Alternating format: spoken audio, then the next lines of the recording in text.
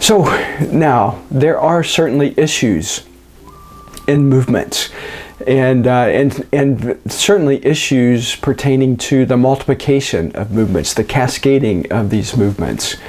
And one of the primary issues is that of growth. Who actually causes these movements to multiply? We might talk about this in terms of conversion.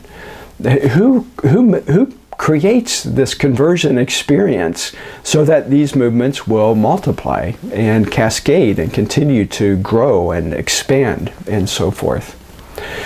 Well, that presents, of course, a number of different problems for us to think through. Naturally, we want to believe, and many of us do, and I'm sure you do as well, that it is ultimately God who causes the growth. The Holy Spirit has come upon us and empowered us to be witnesses, to share the good news of the gospel with people all around the world. And through the empowerment of God's Spirit in us to proclaim that good news, people hear and they respond and they become Christians. And so conversion is a part of the issue that we need to wrestle with. There are sociological issues as well, and from a sociological perspective, we know that there are certain factors present in movements that will cause them to grow. We looked at those as enumerated by Rodney Stark, for example, these different factors that will ensure the success of a religion.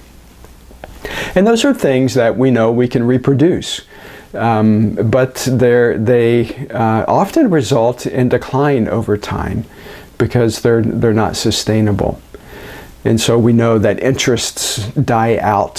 For example, leaders get distracted, or they fall away altogether. And so that we want to think in terms of the sustainability of movements, the sustainability of multiplication, and how that might occur.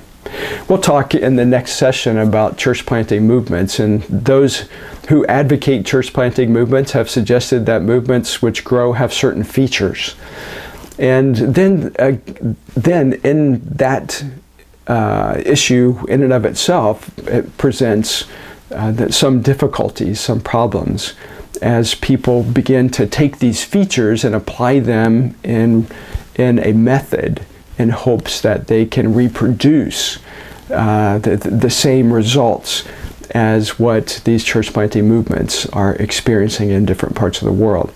And so we really need to wrestle with that as well. Well, I know that you're familiar with 1 Corinthians 3:6, when Paul says to the church in Corinth, I planted, Apollos watered, but God gave the growth. And so we do see that God is the one who causes the growth of movements. Absolutely, there's a responsibility that we share as being a part of God's family, joining with Him in His mission. But it is ultimately God who causes the growth. And so we need to wrestle with what that means. Now, this doesn't necessarily mean growth in numbers, although we might certainly expect numbers as a movement multiplies.